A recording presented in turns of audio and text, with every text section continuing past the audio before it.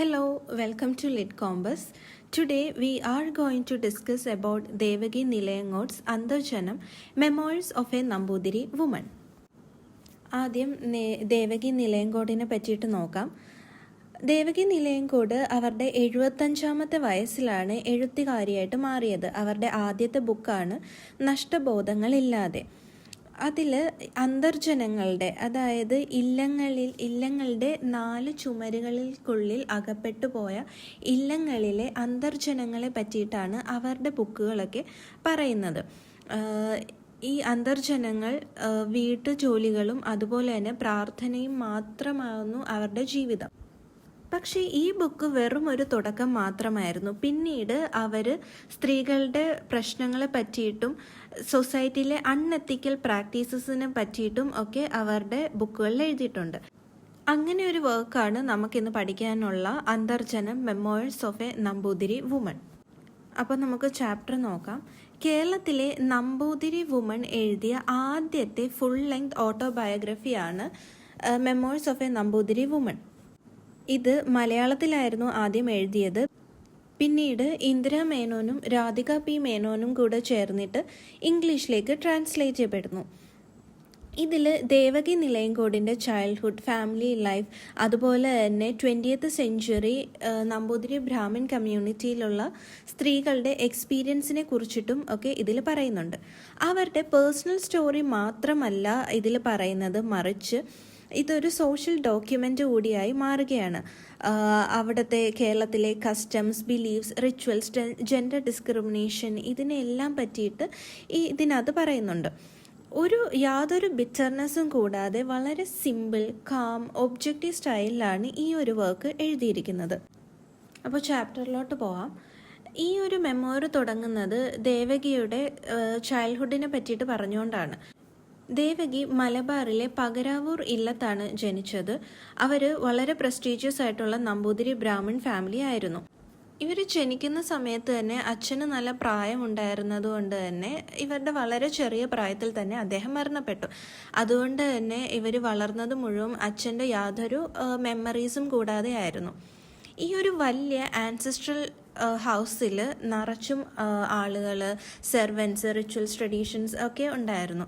ഇത്രയും വലിയൊരു വെൽത്തി ആയിട്ടുള്ള വീട്ടിലാണ് ജീവിച്ചിരുന്നെങ്കിൽ പോലും അവിടുത്തെ കുട്ടികൾക്ക്, എസ്പെഷ്യലി ഗേൾസിന് വളരെ നെഗ്ലക്റ്റ് ചെയ്യപ്പെട്ടിരുന്നു.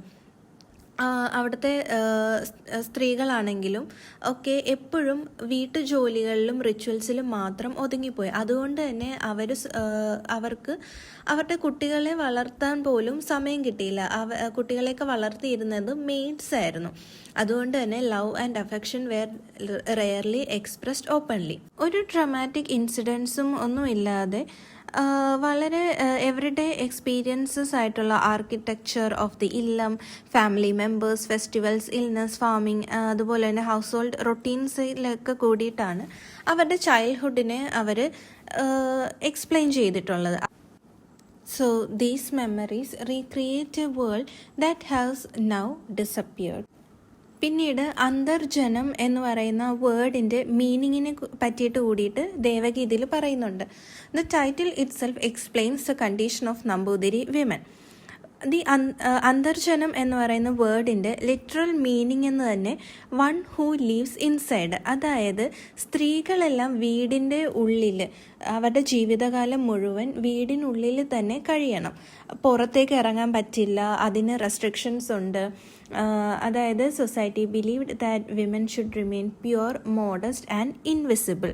എന്തെങ്കിലും റിലീജിയസ് സെറമണീസോ അല്ലെങ്കിൽ സ്പെഷ്യൽ ഒക്കേഷൻസോ ഒക്കെ ഉണ്ടെങ്കിൽ മാത്രമേ അവർക്ക് വീടിന് വെളിയിൽ ഇറങ്ങാനായിട്ട് അവകാശമുള്ളൂ. അഥവാ അങ്ങനെ ഇറങ്ങിയാൽ പോലും അവരെ തന്നെ സ്വയം സ്ട്രേഞ്ചേഴ്സിൽ നിന്നും മറച്ചുകൊണ്ട് ഒരു മറക്കുട ചൂടിക്കൊണ്ട് മാത്രമേ പോകാൻ പറ്റത്തുള്ളൂ.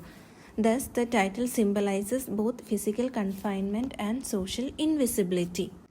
ഇല്ലങ്ങളിലെ സ്ത്രീകളുടെ ഒരു ഡെയിലി റൊട്ടീനിനെ പറ്റിയിട്ട് കൂടി ദേവകി ഇതിൽ പറയുന്നുണ്ട്. Their life revolved around ritual baths, cooking, cleaning, prayers, fasting, observing purity rules. ഇവർക്ക് പ്ലെയിൻ വൈറ്റ് ക്ലോത്ത്സ് മാത്രമേ ഇടാൻ പാടുള്ളൂ. അതുപോലെ തന്നെ യാതൊരു ഓർണമെൻറ്റ്സ് ഇടാൻ പാടില്ല, ഫ്ലവേഴ്സ് വെക്കാൻ പാടില്ല, കളർഫുൾ ഡ്രസ്സസ് ഇടാൻ പാടില്ല, കോസ്മെറ്റിക്സും ഒന്നും ഉപയോഗിക്കാൻ പറ്റത്തില്ല. ഇവരുടെ ജീവിതം തന്നെ ഇങ്ങനെ എൻഡ്ലെസ് ആയിട്ടുള്ള റിലീജിയസ് റിച്വൽസ് മാത്രമായിട്ട് പോയിക്കൊണ്ടിരിക്കുകയാണ്. എല്ലാ ദിവസവും വീട്ടുജോലികളിൽ മാത്രം ചെയ്തുകൊണ്ടായിരുന്നു അവർ ജീവിക്കുന്നത്.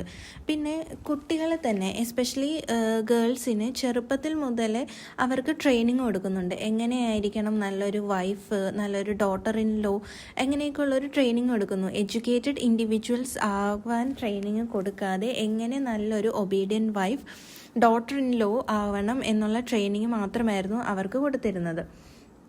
ഈ മെമ്മോറിൻ്റെ ഒരു സെൻട്രൽ തീമാണ് ജെൻഡർ ഇൻഇക്വാലിറ്റി എന്ന് പറയുന്നത്. ബോയ്സും ഗേൾസും ഒരേ ഫാമിലിയിൽ തന്നെയായിരുന്നു നിന്നിരുന്നെങ്കിലും രണ്ടു പേർക്കും രണ്ട് ജീവിതമായിരുന്നു, ഒരു ഡിഫറെൻറ്റ് ലൈഫായിരുന്നു അവർ ലീഡ് ചെയ്തുകൊണ്ടിരുന്നത്. Boys received education, inherited property, moved freely, interacted with society, enjoyed authority, whereas girls remained inside the house, received little formal education, had no freedom, were expected to obey elders, were prepared only for marriage. ഇതിനെയൊക്കെ തന്നെ ദേവകി ഒരിക്കലും protest ചെയ്തുകൊണ്ട് എഴുതിയിരുന്നില്ല. പക്ഷേ ഇതിനെയെല്ലാം അവർ വളരെ ക്വയറ്റായിട്ട് narrate ചെയ്തു. കാരണം റീഡേഴ്സിന് മനസ്സിലാക്കാൻ പറ്റണം എത്രത്തോളം ഡീപ്പായിരുന്നു ഈ ഒരു ജെൻഡർ ഡിസ്ക്രിമിനേഷൻ നമ്പൂതിരി സൊസൈറ്റിയിൽ എന്ന് റീഡേഴ്സിന് മനസ്സിലാകുന്ന രീതിയിലായിരുന്നു അവർ അവരുടെ ആ ഒരു സ്റ്റോറി നറേറ്റ് ചെയ്തിട്ടുണ്ട്. പിന്നീട് മാരേജ് കസ്റ്റംസിനെ പറ്റിയിട്ട് പറയുന്നുണ്ട്. ഈ മെമ്മോറിയലിൽ എന്തൊക്കെ പലതരത്തിലുള്ള യുണീക്ക് മാരേജ് കസ്റ്റംസിനെ പറ്റിയിട്ട് പറയുന്നുണ്ട്. സാധാരണയായിട്ടും നമ്പൂതിരി ഫാമിലിയിലെ എൽഡസ്റ്റ് സണ്ണിന് മാത്രമായിരുന്നു ഒരു നമ്പൂതിരി വുമണിനെ കല്യാണം കഴിക്കാനായിട്ടുള്ള പെർമിഷൻ ഉണ്ടായിരുന്ന. ബാക്കിയുള്ള യങ്ങർ സൺസ് എല്ലാം വേറൊരു ഇൻഫോർമൽ റിലേഷൻഷിപ്പായിരുന്നു അവർ മെയിൻറ്റെയിൻ ചെയ്യുന്നത്. അതായത് ഈ ഒരു ഇൻഫോർമൽ റിലേഷൻഷിപ്സിൽ അവർക്ക് നായർ ഫാമിലിയിൽ നിന്നുള്ള സ്ത്രീകളെ മാത്രമായിരുന്നു കല്യാണം കഴിക്കാനായിട്ട് പറ്റുന്നുണ്ടാവുക. ഇതിന് സംബന്ധം എന്നായിരുന്നു പറയുന്നത്.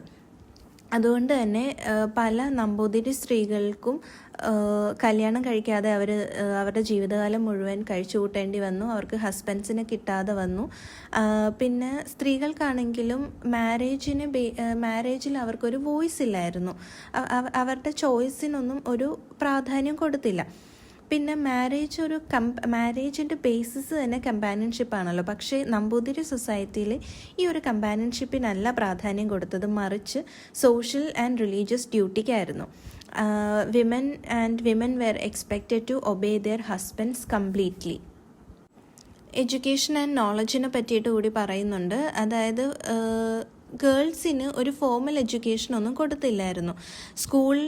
അതായത് സ്കൂളിൽ പോവാതെ അവർ എങ്ങനെ പ്രേയേഴ്സ് നടത്താം, house hold work, rituals, traditional customs, basic reading from religious text, ഇതിനൊക്കെ മാത്രമായിരുന്നു അവർക്ക് ട്രെയിനിങ് കൊടുത്തിട്ടുണ്ടായിരുന്നത്. ഈ ദേവകിക്ക് പോലും ഒരു മോഡേൺ സ്കൂളിംഗ് ഒന്നും അവർക്ക് ലഭിച്ചിട്ടില്ല.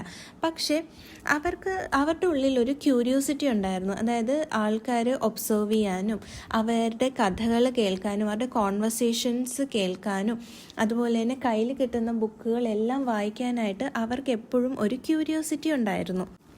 And her memoir itself demonstrates how intelligent and observant she became despite being denied formal education. പിന്നീട് കേരളത്തിൻ്റെ അഗ്രേറിയൻ സൊസൈറ്റീനെ കുറിച്ചുള്ളൊരു ഹിസ്റ്റോറിക്കൽ സോഴ്സ് കൂടിയായിട്ട് ഈ ഒരു മെമ്മോറി മാറുന്നുണ്ട്. അതായത് റൂറൽ കേരളയെ പറ്റിയിട്ടുള്ളൊരു ഡീറ്റെയിൽഡ് ഡിസ്ക്രിപ്ഷൻ തന്നെ ദേവകി ഇതിലൂടെ നൽകുന്നുണ്ട്. അതായത് cultivation of paddy, coconut farming, cattle rearing, food storage, agricultural labour, seasonal festivals, ഇങ്ങനെയുള്ള പണ്ടത്തെ കേരളത്തിലെ ആ ഒരു അഗ്രികൾച്ചറൽ പ്രാക്ടീസസും റിച്വൽസിനെയൊക്കെ പറ്റിയിട്ട് ഇതിനകത്ത് പറയുന്നുണ്ട്. പിന്നീട് പറയുന്നത് എന്താണെന്ന് വെച്ചാൽ ഈ ഒരു ഇല്ലം ഒരു ഇക്കണോമിക് സെൻറ്ററായിട്ട് മാറുകയാണ്. അതായത് പല ആൾക്കാർക്ക് ജോലി കൊടുക്കുന്നു, അവരുടെ ഈ വർക്കേഴ്സിൻ്റെ ഡെയിലി ലൈഫെല്ലാം റൺ ചെയ്യുന്നത് ഈ ഒരു ഇല്ലത്തിൽ നിന്ന് കിട്ടുന്ന ഈ ഒരു വരുമാനം കൊണ്ടിട്ടാണ്. പിന്നെ ഈ ഇൻഡിജിനസ് മെഡിസിനെ പറ്റിയിട്ടും ഫോക്ക് നോളജിനെയൊക്കെ പറ്റിയിട്ട് പറയുന്നുണ്ട്. അതായത് ഇന്നത്തെ കാലത്ത് അതായത് മൺമറഞ്ഞു പോയ പല വാല്യുബിൾ നോളജിനെ പറ്റിയിട്ടും ഒക്കെ പറയുന്നുണ്ട്. ഇതിനെയൊക്കെ പ്രിസേർവ് ചെയ്യുന്ന ഒരു പ്ലാറ്റ്ഫോം കൂടിയായിട്ട് ഇത് മാറുന്നുണ്ട്. കാരണം ayurvedic treatments, herbal medicines, treatment for snake bites, local healers, home remedies, ഇതിനെയൊക്കെ കുറിച്ചിട്ട് ഇതിനകത്ത് പറയുന്നുണ്ട്. അതുകൊണ്ട് തന്നെ the memoir therefore serves as a cultural archive rather than merely an autobiography. പിന്നെ റിലീജിയൻ ആൻഡ് റിച്വൽസിനെ പറ്റിയിട്ട് പറയുന്നുണ്ട്. അതായത് religion controlled almost every aspect of life. Women had to observe strict rules regarding purity, menstruation, food, prayer, festivals, contact with outsiders. എല്ലാ കാര്യങ്ങളും വീട്ടിലെ എല്ലാ കാര്യങ്ങളും എല്ലാം ഈ ഒരു റിലീജിയസ് കസ്റ്റംസിനെ ബേസ് ചെയ്തിട്ടായിരുന്നു ഉണ്ടായിരുന്നത്. ദേവകി ഇതിനെ പറ്റിയിട്ട് ഇങ്ങനെ കണ്ണടച്ച് പുകഴ്ത്തി പറയുകയോ അല്ലെങ്കിൽ കംപ്ലീറ്റ് ആയിട്ട് അതിനെ ഒപ്പോസ് ചെയ്യുകയോ ഒന്നും ചെയ്യുന്നില്ല. അവർ സാധാരണ അവരുടെ ആ ഒരു ഡെയിലി ലൈഫിലെ കാര്യങ്ങൾ പോലെ ഇതെല്ലാം ജസ്റ്റ് എക്സ്പ്ലെയിൻ ചെയ്യുക മാത്രമാണ് ചെയ്യുന്നത്. പിന്നീട് 20th സെഞ്ച്വറിയിൽ ഉണ്ടാവുന്ന ആ ഒരു സോഷ്യൽ ചേഞ്ചിനെ പറ്റിയിട്ട് പറയുന്നുണ്ട്. ഈ ഈ 20th സെഞ്ച്വറിയിലെ റിഫോംസ് എല്ലാം പതുക്കെ നമ്പൂതിരി കമ്മ്യൂണിറ്റിയിലേക്കും എത്തിത്തുടങ്ങി. അതായത് modern education, nationalist idea, social reform movements, women's awakening, question of the orthodox systems, ഇങ്ങനെയുള്ള പല ഇമ്പോർട്ടൻറ്റ് ചേഞ്ചസും ഉണ്ടായിട്ടുണ്ട്.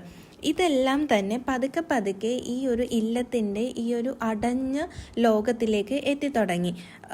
Young people began questioning old traditions. സ്ത്രീകൾ പതുക്കെ എഡ്യൂക്കേഷൻ നേടാൻ തുടങ്ങി. അവരുടെ ആയിട്ടുള്ള ഒരു ഫ്രീഡം അവർക്ക് നേടാൻ പറ്റി.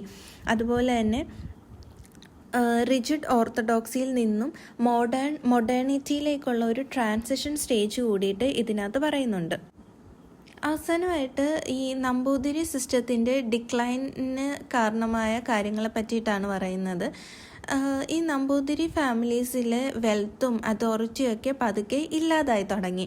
ഇതിനുള്ള കാരണങ്ങളാണ് land reforms, changing economic condition, spread of education, democratic ideas, weakening class hierarchy. ഒരിക്കലും ഭയങ്കര പവർഫുൾ ആയിട്ടുള്ള ഇല്ലങ്ങൾ പിന്നീട് അവരുടെ ഇൻഫ്ലുവൻസ് ഇല്ലാതായി തുടങ്ങി. അവരുടെ ആ ഒരു പ്രൗഢിയൊക്കെ നഷ്ടപ്പെട്ടു തുടങ്ങി.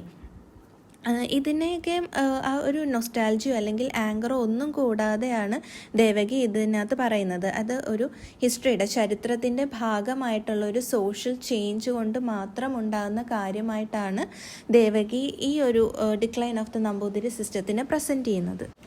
ഇനി ഈ മെമ്മോറിൻ്റെ ഒരു സ്റ്റൈൽ നോക്കാം. ഇത് simple, calm, factual, honest, reflective and sometimes humorous. Devaki അവരെ സ്വയം ഒരു വിക്റ്റിമായിട്ടല്ല ഇതിനകത്ത് പോർട്രേ ചെയ്യുന്നത്. അവർക്ക് ആ ഒരു സെൽഫ് പിറ്റി അതൊന്നും അവർക്ക് വേണ്ട. അതുകൊണ്ട് തന്നെ അതെല്ലാം അവർ അവോയ്ഡ് ചെയ്യുന്നുണ്ട്. ആ ഒരു ഡിഗ്നിറ്റിയോടെയും ഒരു ഇമോഷണൽ ബാലൻസും കൊണ്ടിട്ടാണ് അവർ ഈ ഒരു വർക്ക് എഴുതുന്നത്. അവരുടെ ആ ഒരു സ്ട്രെയിറ്റ് ഫോർവേഡ് നറേഷൻ ഈ ഒരു സ്ത്രീകളുടെ സഫറിങ്ങിനെ വളരെ പവർഫുള്ളായിട്ട് റെപ്രസെൻ്റ് ചെയ്യാനായിട്ട് സാധിക്കുന്നുണ്ട്.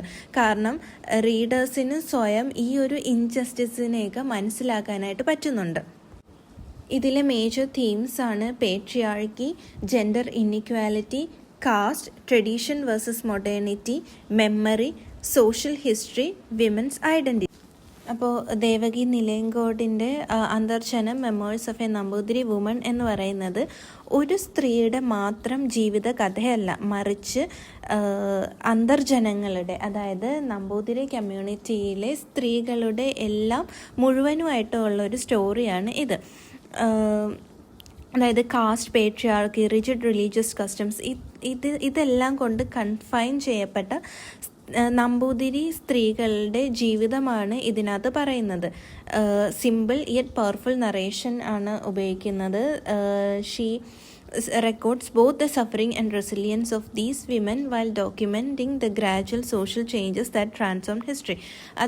അതായത് ഇതൊരു ഓട്ടോബയോഗ്രഫി മാത്രമല്ല, ഇതൊരു ഹിസ്റ്റോറിക്കൽ ഡോക്യുമെൻ്റ് കൂടിയായിട്ട് മാറുകയാണ്.